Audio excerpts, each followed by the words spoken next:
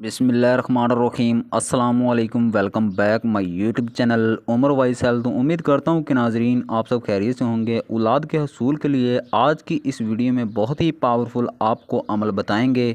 Video को लाजमी and तक लाजमी देखिएगा। तो नाजरीन वक्त को ना ज़ाया करते हुए चलते हैं वजीफ़े की तरफ। लेकिन उससे पहले अगर आप मेरे YouTube channel Umar wise health पे न्यू हैं तो सबसे पहले मेरे चैनल को सब्सक्राइब कर दें और साथ में खड़ी बेल को भी प्रेस कर दें ताकि मेरे चैनल पर इस तरह की मज़ीद अच्छी वीडियो अपलोड होने का नोटिफिकेशन आपको सबसे पहले और बआसानी मिल जाए। तो प्यारे नाज़रीन वीडियो वजीफ़ा स्टार्ट करने से पहले जो हम सब बहन भाइयों ने मिलकर एक सिलसिला शुरू किया है दुआओं का, आइए मिलकर दुआ कर लेते हैं। मेरी ये दुआ है कि ए परवरदिगार इस दुनिया में जितने भी बेऔलाद ख़वातीन मर्द हज़रात हैं उन सब को अपने आका हज़रत मोहम्मद सल्लल्लाहु अलैहि वसल्लम के सदक़े नेक साहले और लंबी उम्र वाली औलाद अता फरमा।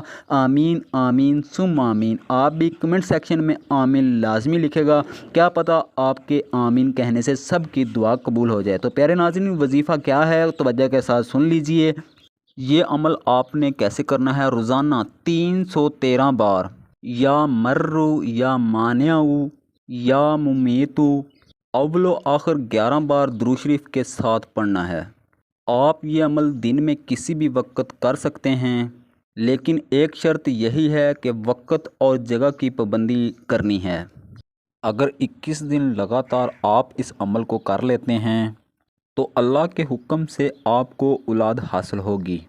तो नाजरीन ये थी कुछ इन्फॉर्मेशन। मिलते हैं नेक्स्ट वीडियो में, तब तक के लिए अल्लाह हाफिज़। वीडियो वॉच करने के लिए बहुत शुक्रिया।